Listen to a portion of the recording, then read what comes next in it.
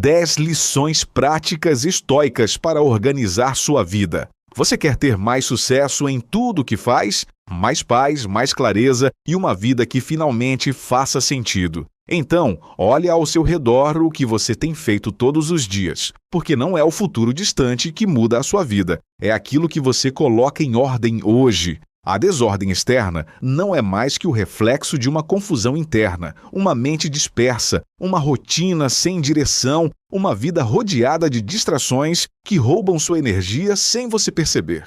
Mas quando você decide se focar unicamente em colocar ordem, algo poderoso acontece. Pequenos gestos se transformam em pedras firmes, sobre as quais você ergue clareza, confiança e novas possibilidades. Como dizia Epicteto, primeiro diga a si mesmo o que quer ser, depois faça o que tem que fazer. Essa frase é o coração da transformação. A clareza nasce quando você organiza por dentro e por fora e age em coerência com aquilo que deseja construir. E é exatamente isso que vamos fazer aqui. Neste vídeo, vamos mergulhar em 10 práticas estoicas, verdadeiras ferramentas de guerra, que funcionam como escudo contra o desânimo e como espada contra a estagnação. Comenta aqui. Hoje eu crio resultados, porque cada decisão consciente é um tijolo novo na vida que você realmente quer viver. E antes preciso te dizer que este vídeo chegou até você porque alguém deu like, compartilhou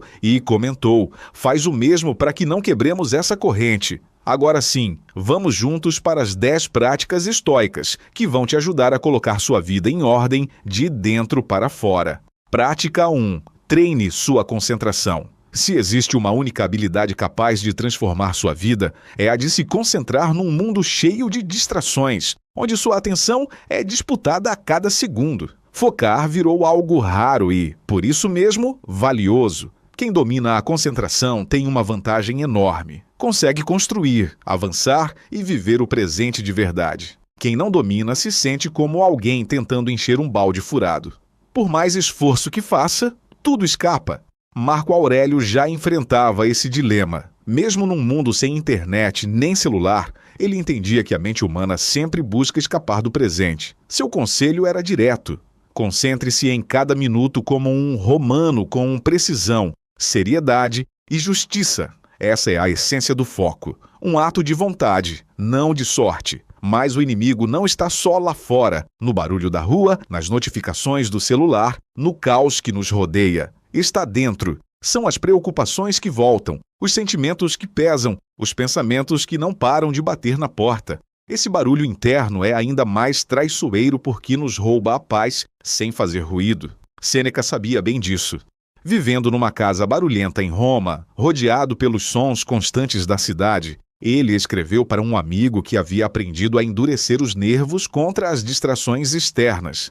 Ele dizia: obrigo minha mente a se concentrar e evito que se desvie para coisas externas. Todo o ambiente pode ser barulhento e caótico, mas enquanto minha mente permanecer tranquila, não há perturbação real. Esse é o nível de autocontrole que precisamos treinar, e não é um dom natural. É disciplina, é prática, é paciência, meditação, escrita diária, reflexão em silêncio e até mesmo se desconectar intencionalmente das distrações são como pesos de academia para a mente. Sem concentração, vivemos na superfície. Com concentração, mergulhamos fundo. Sem concentração, somos levados pelo vento. Com concentração, nos tornamos a raiz que sustenta. Por isso, aqui está seu desafio. Nos próximos 7 dias, escolha uma tarefa simples por dia e dê toda a sua atenção. Pode ser escrever por 15 minutos sem olhar o celular, fazer uma refeição sem distrações ou conversar com alguém olhando nos olhos sem interromper. Experimente estar completo sem se dividir. Como escreveu Sêneca, nenhum barulho te alcança e nenhuma palavra te tira do seu centro. Esse é o estado que transforma a sua vida. Prática 2. Construa um corpo forte e uma mente resiliente. Pode não parecer filosofia, mas tratar o corpo com rigor tem tudo a ver com a vida que você quer construir. Quando você descuida do corpo, vive cansado, sem energia, dependente do acaso. Uma mente frágil nasce quase sempre de um corpo enfraquecido. Os estoicos sabiam disso. Corriam, lutavam, carregavam peso, suportavam o frio. Eram pessoas que viviam em movimento. A frase mente sã em corpo sã faz todo sentido aqui. Para eles, força mental e física caminhavam juntas. Hoje, muita gente coloca como meta conquistar o corpo dos sonhos ou se sentir mais forte. Mas quando pensamos em filósofos, quase nunca imaginamos atletas ou guerreiros. A imagem comum é de alguém sedentário, curvado, fora de forma. Mas os filósofos da antiguidade eram o oposto. Sócrates foi soldado, Cleantes foi boxeador, Marco Aurélio caçava e lutava. E Sêneca mergulhava nas águas geladas do rio Tibre. Não era vaidade, era treinamento do espírito.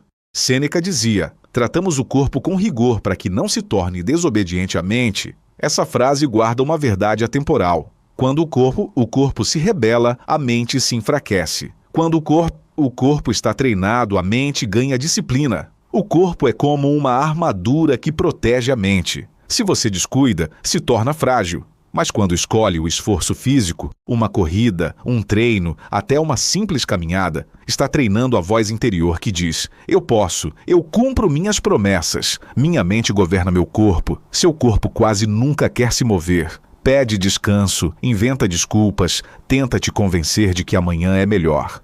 Mas cada vez que você se levanta e faz o que tem que fazer, não está só ganhando músculos, está conquistando claridade, disciplina e autodomínio. Esse é o verdadeiro poder do esforço físico. Ensina que você é capaz de muito mais do que imagina. Transforma cansaço em energia, dúvida em confiança, medo em força. Se este conteúdo está fazendo sentido para você, deixa o like aqui. Isso me ajuda a saber que estou no caminho certo e me motiva a continuar criando conteúdo que realmente transforma vidas. Durante os próximos 7 dias, imponha ao seu corpo um movimento. Pode ser o mais simples ou o mais desafiante, não importa. O essencial é que você o honre como um pacto consigo mesmo. Cada vez que quebra a inércia e se move, fortalece também sua mente. E a cada passo nessa prática, constrói não só músculos, mas uma alma resiliente, inquebrantável e pronta para enfrentar qualquer batalha. Prática 3. Mude de atitude. Você precisa mudar a mente, não o lugar, porque suas falhas te acompanharão aonde quer que vá. Sêneca. Essa frase de Sêneca encerra uma lição poderosa. Muitas vezes acreditamos que nossos problemas estão lá fora, no ambiente, nas pessoas ou nas circunstâncias, mas a verdadeira raiz dos desafios está em algo que levamos conosco, nossa mente e nossas atitudes. Pensa numa situação prática. Alguém decide se mudar de casa esperando que o novo endereço traga mais paz, ordem e felicidade. Mas depois da mudança, o caos e a desorganização permanecem. Por quê? Porque junto com as caixas, a pessoa também levou os mesmos hábitos que tinha antes. É fácil cair na ilusão de que, mudando as circunstâncias externas, resolveremos todos os problemas. Mas como nos lembra Sêneca, o erro não está nas circunstâncias, mas na mente mesmo. A doença segue o doente. Se você deseja mudanças reais, não adianta nada mudar de ambiente sem antes transformar o que está dentro de você. É como mudar o cenário de um filme sem alterar o roteiro. A fuga pode parecer uma solução temporária, mas não resolve os conflitos internos. Sêneca nos provoca com outra frase impactante: se você quer escapar dos seus problemas, não precisa ir para outro lugar. Precisa ser outra pessoa. Isso não significa abandonar sua essência, mas reformular sua mentalidade e suas atitudes. É um convite à coragem de olhar para dentro e enfrentar o que precisa ser ajustado.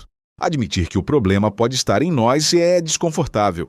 É mais fácil culpar o trabalho, a família ou as circunstâncias externas, mas reconhecer isso também é libertador, porque nos devolve o poder. Ou seja, se somos parte do problema, também podemos ser parte da solução. O estoicismo nos ensina que a verdadeira força está em assumir responsabilidade pelas nossas vidas. E isso exige ação consciente, revisar hábitos, desafiar crenças limitantes e desenvolver a resistência necessária para crescer.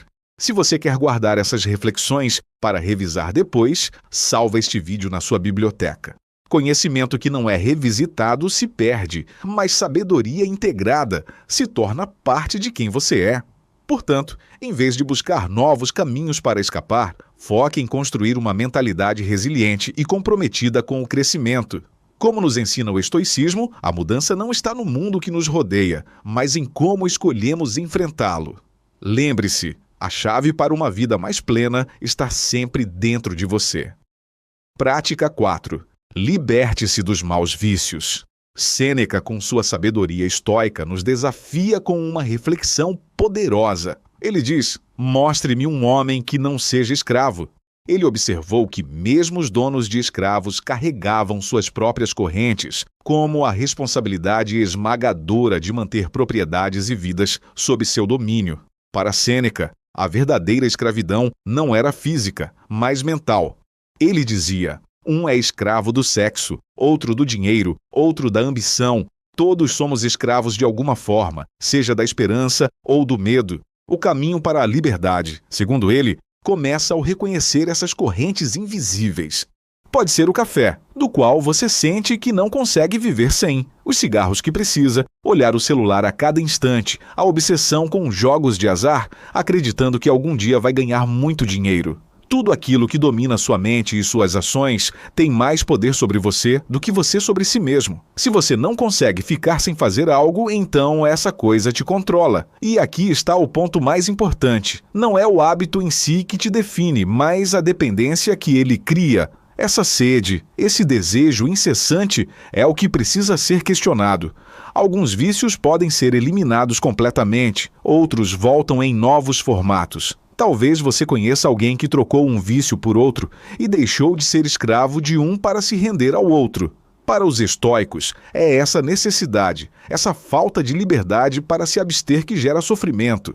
Enquanto você estiver nas garras de um vício, não poderá alcançar a grandeza.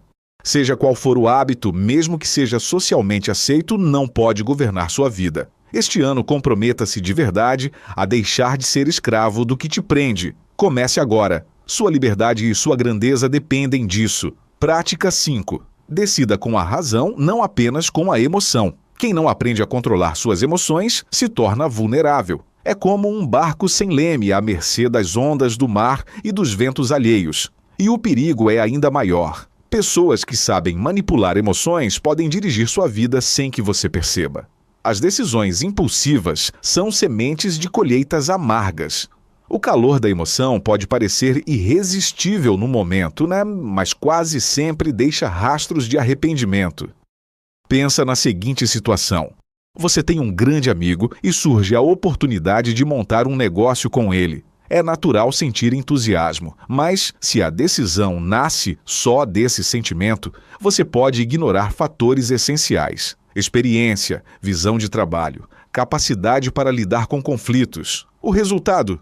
Uma amizade quebrada e um projeto fracassado. Nos ensinam a confiar nas emoções como bússola, mas o estoicismo nos lembra: a realidade precisa ser vista com clareza, sem as lentes turvas do impulso.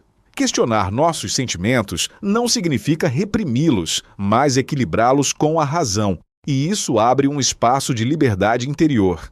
A maioria dos anúncios não vem de produtos, vem de emoção, status, pertencimento, prazer imediato. E nós, muitas vezes, compramos sem nem mesmo saber explicar o porquê. Esse mesmo mecanismo atua em decisões muito mais importantes: relacionamentos, carreira, saúde. Imagina uma mulher endividada que vê uma promoção da bolsa dos seus sonhos. O impulso grita: é agora ou nunca. A razão sussurra: não é o momento. Se cede à emoção, se afunda ainda mais. Se escuta a razão, planta a semente de um futuro mais estável. Pensa em quem, tomado pela raiva, responde imediatamente uma mensagem e destrói um relacionamento. Ou em quem, dominado pela euforia, diz sim para tudo e depois se afoga em compromissos que não consegue cumprir. A emoção solta sem filtro nos conduz ao erro. Coloque um filtro racional nas suas decisões. Não se trata de eliminar o coração, mas de dar companhia a ele. Uma mente clara. Quando razão e emoção caminham juntas, suas decisões não são reações cegas, mas escolhas conscientes. Durante os próximos 7 dias, antes de qualquer decisão importante, dê uma pausa. Pergunte: se eu não estivesse dominado pela emoção, ainda assim tomaria essa decisão? Escreva a resposta. Esse simples hábito pode evitar quedas profundas e abrir espaço para decisões que constroem, não destroem, seu futuro.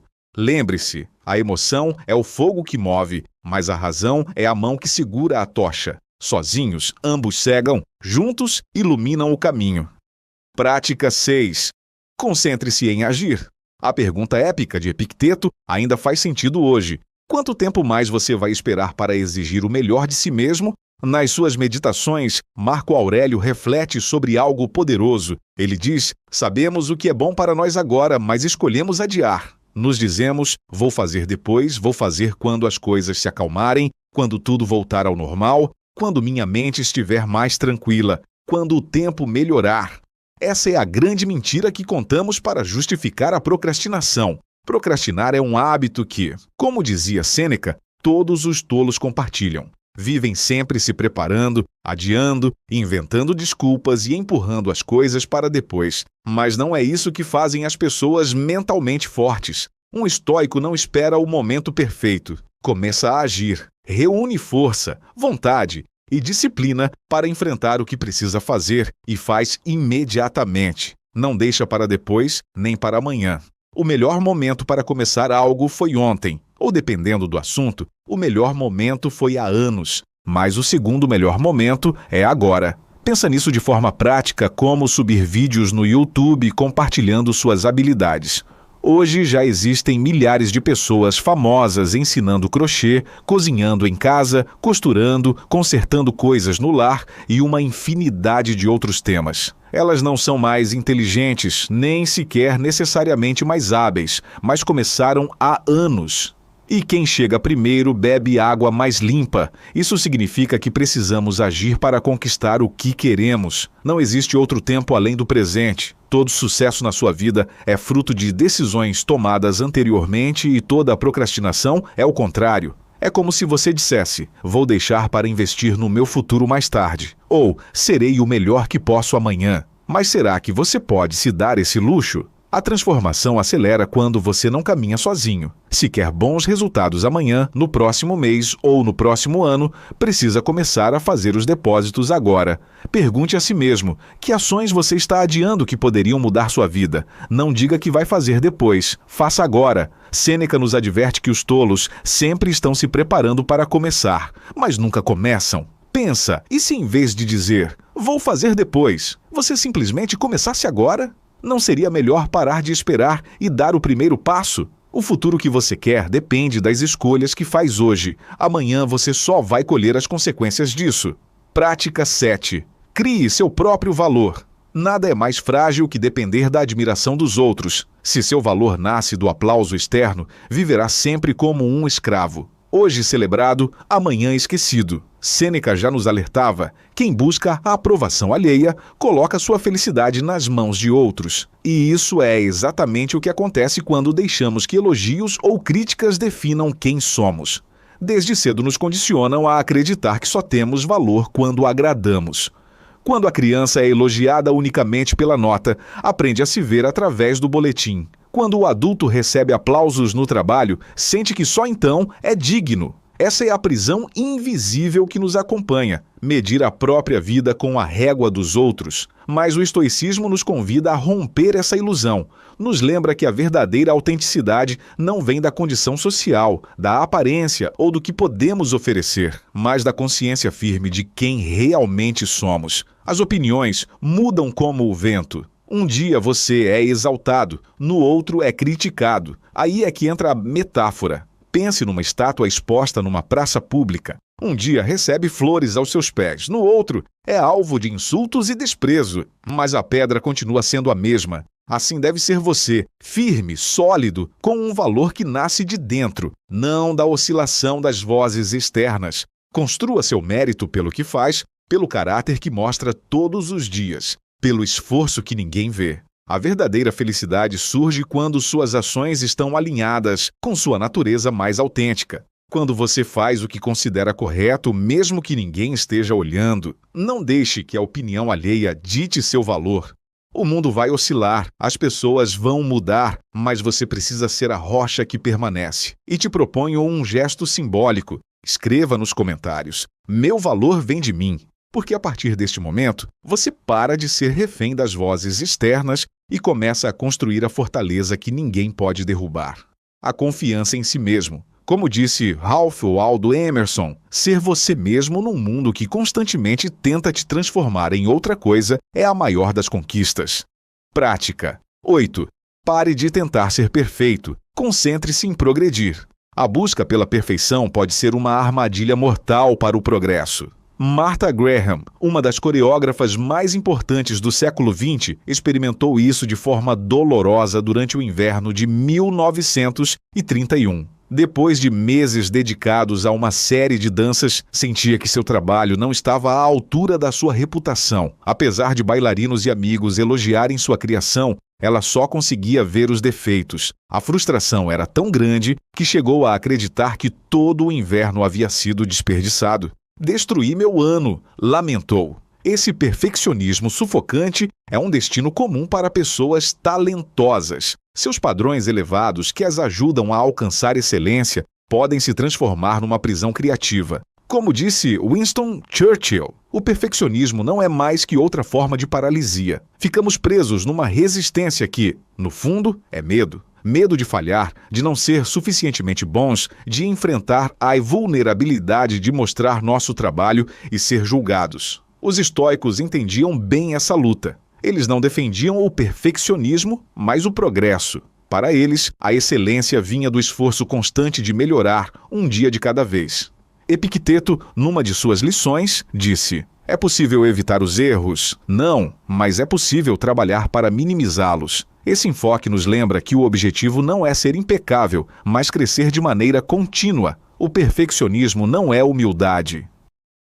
Não se trata de dedicação nem de excelência. Pode ser narcisista uma forma de evitar o desconforto de terminar e o risco de se expor. No entanto, o trabalho só está completo quando é entregue. Aceitar que nunca seremos perfeitos é libertador. Significa abraçar o progresso em lugar da paralisia. O aprendizado em lugar da estagnação. Significa ter a coragem de entregar um trabalho, de começar algo e terminá-lo. Afinal, crescer não é alcançar o ideal, mas se mover de maneira constante na sua direção. Prática 9. Busque desafios. Se compararmos nossa vida de hoje com a de um rei do século X, vamos perceber algo surpreendente. Vivemos com mais conforto do que ele jamais sonhou. Temos água quente, remédios, abundância de comida, conforto em cada canto. Mas esse conforto cobra um preço silencioso, nos acalma, nos amolece, nos faz acreditar que a vida deveria ser sempre fácil. E quando aparece a dificuldade, porque sempre aparece, estamos frágeis demais para resistir. Os estoicos já sabiam disso. Num mundo com muito menos recursos, defendiam a importância de se impor desafios voluntários, de enfrentar desconfortos escolhidos. Porque assim como o corpo precisa de treinamento para ganhar força, a mente também precisa se endurecer para se manter firme diante das tempestades. Pensa nisso. Um músculo que nunca é usado se atrofia. O mesmo acontece com sua coragem, sua disciplina, sua resistência. Se você nunca se põe à prova, permanece pequeno. Joe Dispenza, neurocientista, descobriu algo fascinante. Se você quer um novo resultado, você terá que quebrar o hábito de ser você mesmo e reinventar um novo eu. Para mudar, é preciso pensar maior do que como você se sente. Por isso, precisamos buscar desafios de forma intencional. Seja enfrentar o frio sem reclamar, desligar o celular por um dia, treinar até suar de verdade, levantar mais cedo do que a preguiça permite.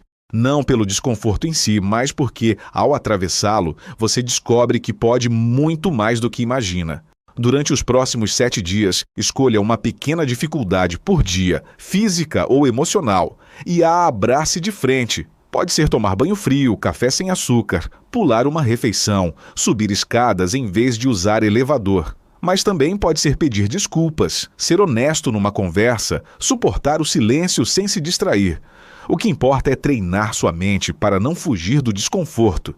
É nessa prática que você constrói força real. Porque, como disse Theodore Roosevelt, a vida de conforto não é a vida que se deve desejar. O que vale é a vida de esforço, de luta, de riscos e de triunfo. Aceite esse chamado. Em 7 dias, você pode sentir na pele e no coração a diferença de viver como alguém que não foge do desconforto, mas que o usa como ferramenta de crescimento. O perdão é um presente que você dá a si mesmo. Guardar rancores é como carregar uma pedra no bolso. No começo parece suportável, mas com o tempo o peso se torna insuportável. A dor de uma traição, de uma injustiça ou de uma palavra cruel pode ser imensa, mas existe algo ainda pior. Reviver essa dor todos os dias ao se agarrar a ela. Cada memória amarga é uma ferida que você mesmo volta a abrir. É como arrancar a casca de uma cicatriz que ainda está sarando, obrigando a alma a sangrar de novo, mesmo quando o corpo já poderia estar curado. Epicteto nos lembra que a verdadeira felicidade só nasce quando soltamos o que não podemos controlar. O rancor é exatamente isso, uma prisão que você constrói e depois decide habitar. Perdoar não é justificar o erro do outro, não é apagar a memória nem fingir que nada aconteceu. É simplesmente se negar a ser escravo do passado. É escolher não dar às mãos de outra pessoa o poder de controlar sua paz. E existe uma prisão ainda mais cruel: esperar um pedido de desculpas, acreditar que só poderá seguir adiante quando o outro reconhecer a dor que causou. Isso está fora do seu controle, e quanto mais você espera, mais se amarra ao ressentimento e ao rancor. O único caminho real é o perdão, porque não depende de ninguém além de você. É ele que preserva seus sentimentos mais valiosos, a paz, sua generosidade, a dignidade e a beleza interior. Pensa no perdão como soltar uma corda que você vem segurando com força.